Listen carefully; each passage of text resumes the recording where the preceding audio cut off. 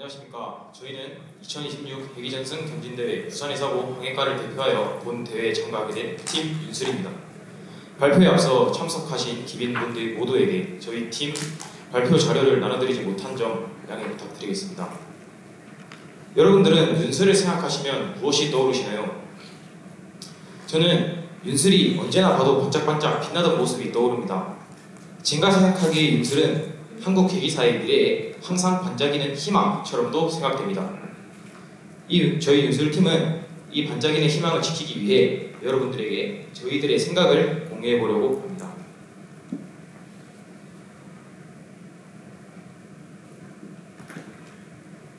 여러분은 승선의 당찬 꿈을 안고 대기 교육기간이 있겠지만 교육생들이 왜 승선의 꿈을 접는지 생각해 보신 적 있으십니까?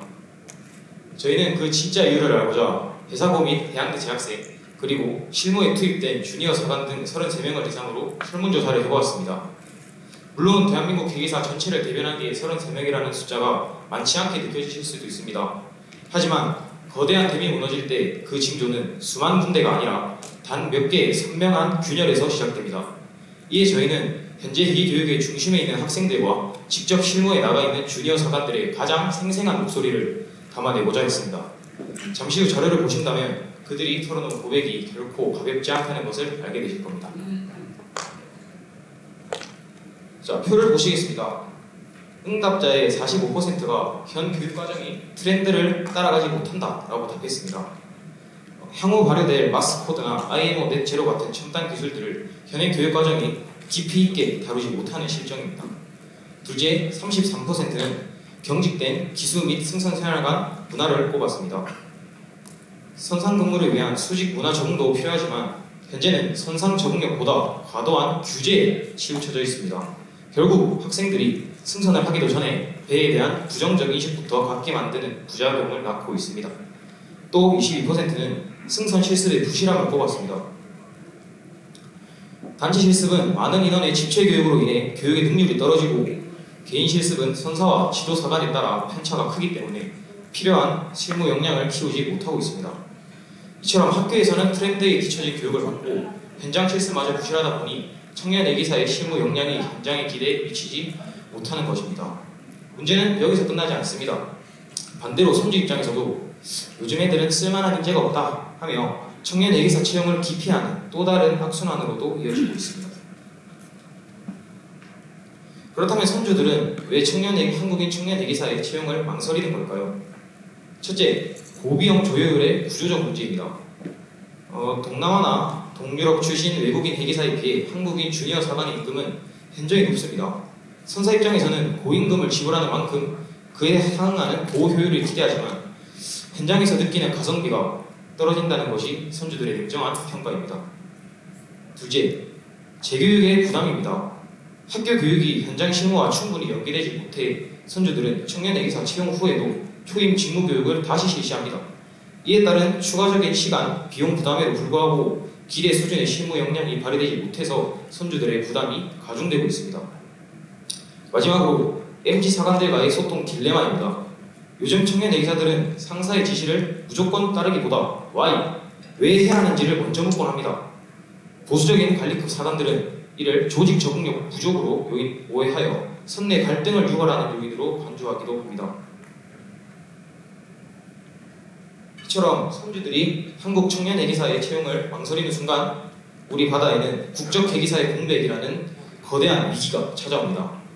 선주들이 발길을 돌리며 발생하는 국적 예기사의 공백은 대한민국 해양 안보의 경제, 국방, 주권이라는 3대 위기를 몰고 옵니다.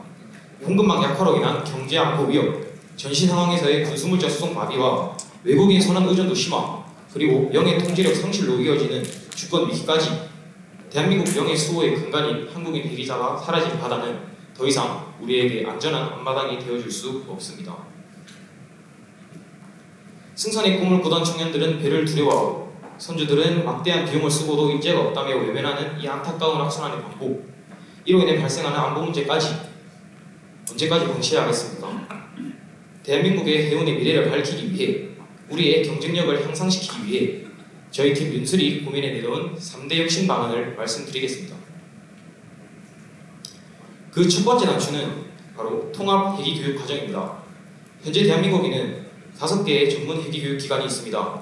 문제는 기관마다 교육 수준과 내용에 큰 차이가 존재한다는 점입니다. 어느 기관에서 배우더라도 회계사로서의 역량은 동일하게 보장되어야 하기에 저희는 그 첫걸음으로 통합 회계교육 과정을 제안합니다. 또한 각 기관은 마스코드나 친환경 선박 같은 분야를 특성화하여 변화하는 산업에 유연하게 대처할 수 있습니다. 여기에 선주협회, 회계사협회, 교육기관이 참여하는 산학 거버넌스를 구축하여 현장에서 요구하는 역량을 교육과정에 실시간으로 녹여내어 교육과 실무 간의 간극을 확실하게 좁히겠습니다. 이에 더해 이 모든 교육과 실습 과정을 객관적으로 검증할 기준으로 SMCE 실무 역량 인증제를 제안합니다. 이 인증제는 기존 회계사 시험처럼 단일 기관이 출제하는 단순 암기식 시험이 아니라 앞서 말씀드린 산학 거버넌스를 통해 선주의 실무 요구 사항을 완벽히 반영한 철저한 현장 중심의 인증 체계입니다. 즉, 단순히 종이 면허만 취득한 사람이 아니라 승선 즉시 현장에서 당당하게 1인분을 해낼 수 있는 검증된 회계사임을 국가와 산업이 보증하는 핵심 장치가 될 것입니다. 두 번째 대안으로 단기 교원 파견 시스템입니다.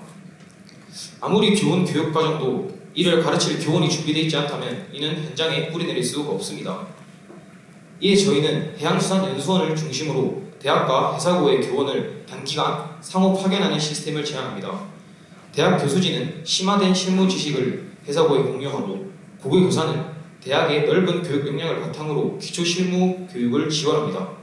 또한 여기서 축적되는 데이터는 허브인 한국해양수산연수원에 저장되어 회사고 교실과 해양대 강의실로 신속하게 전달됩니다. 이 과정은 학교의 규율 준수 의식과 문화를 유연한 리더십으로 승화시킬 수 있을 것입니다.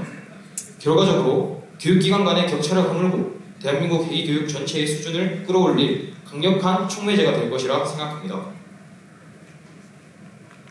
마지막 세 번째는 새로운 시대의 회계사 정신인 스마트 시페어러십입니다. 이 스마트 시페어러십의 패러다임 전환입니다. 지금의 회계교육은 여전히 정답을 외우는 데 많은 비중을 두고 있습니다. 하지만 실제 바다에서는 예기치 못한 상황 속에서 판단하고 소통하고 협력하는 능력이 무엇보다 중요합니다. 이제는 암기 중심인 교육에서 벗어나 협력적 사고와 현장 적응력을 키우는 교육으로 전환해야 합니다. 실제로 최근 발생한 킨제누비아 2호 자초 사고 역시 단순한 기술 부족이 아닌 상황 인식 부족과 안전검증 절차의 미흡에서 비롯된 휴먼 에러 사례로 평가됩니다. 이는 회계사에게 필요한 역량은 지식의 암기를 넘어 올바른 판단과 협력적 의사결정 능력에 있음을 보여줍니다. 여기에 더해서 청년 회계사의 왜요? 라는 질문은 업무 목적을 이해하고 실수를 예방하기 위한 최종 안전 검증 과정으로 재정의되어야 할 필요가 있습니다. 학생들이 선박과 선원의 안전을 책임지는 대체 불가능한 전문 회계 인력으로 성장할 수 있도록 교육의 방향을 소통을 통한 지혜의 실천으로 가감히 전환하겠습니다.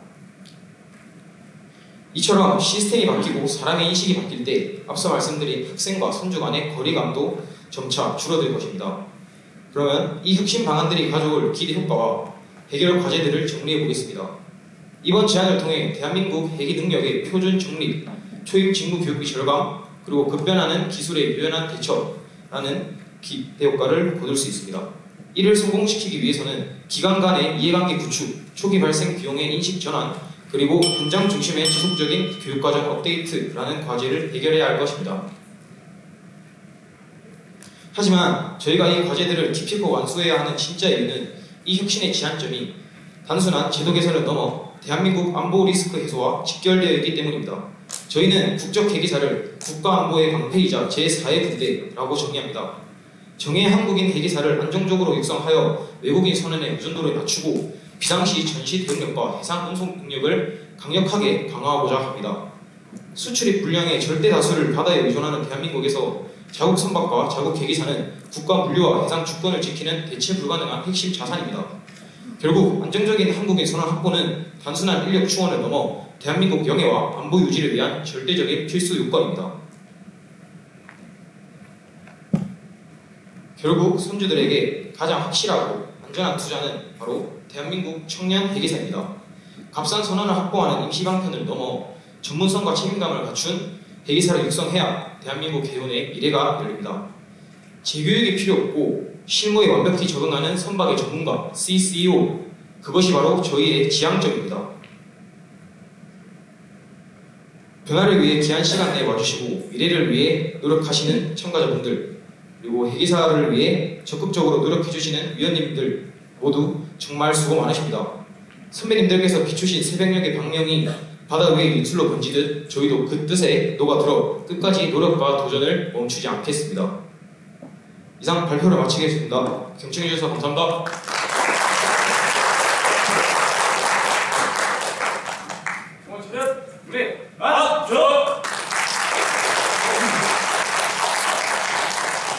네, 발표 잘 들었고요. 발표하면서 뭐 분석이나 그리고 그 방안까지 그리고 기대할 것까지 잘 발표를 했던 것으로 보여지는데, 제가 선사 입장에서 좀 궁금한 게, 뭐 저희 회사도 뭐 애국서를 많이 써야 된다 좀 그런 오류도 있는데, 그런 오해가 아니라 회사 입장에서 양성하기 위해서 비용보다는 좀 투자를 많이 하려고 하고 있습니다. 그래서 뭐 오버레이드나 교육을 좀 많이 투자를 하려고 하고 있는데, 문제는 많이 이탈을 하고 있는 부분이 뭐 나름대로 회사마다 틀리겠지만 젊은 친구들이 좀 승선을 기피하는 좀 그런 부분으로 저는 이해를 하고 있는데, 혹시 여기 발표하시는 각자들이 어떻게 생각하는지, 아니면 알고 있는 부분이 뭐 선배들이 승선을 기피하는 건지, 아니면 또 다른 또 뭐 문제가 있는 건지 혹시 의견을 듣고 싶습니다. 네, 좋은 질문 감사합니다. 우선 저희가 생각하는 승선을 기피하는 이유는 청년 대기사들이 아직 학교에서 배운 교육 과정이 부족하기 때문에 실무에서 지적받고 그러한 부분에 자존감이 좀 낮아져서 승선을 조금은 꺼려하는 문화가 생긴 것 같습니다. 하지만 저희가 얘기하고자 하는 이 발표의 핵심은 그러한 과정을 원천적으로 차단하고 각 교육기관에서 배출되는 회계사들의 일률적인 수준을 상향평준하는 그러한 정책을 저희가 지금 발표를 드렸고요. 저희는 이러한 기조를 바탕으로 회계사들의 사관의식 교육을 포함하여 실습 과정에서도 전반적인 평가 과정을 효율적으로 도입하여 대한민국 청년 회계사들의 인식부터 완전히 개선해보는 그러한 결차가 되었으면 좋겠습니다. 이상입니다.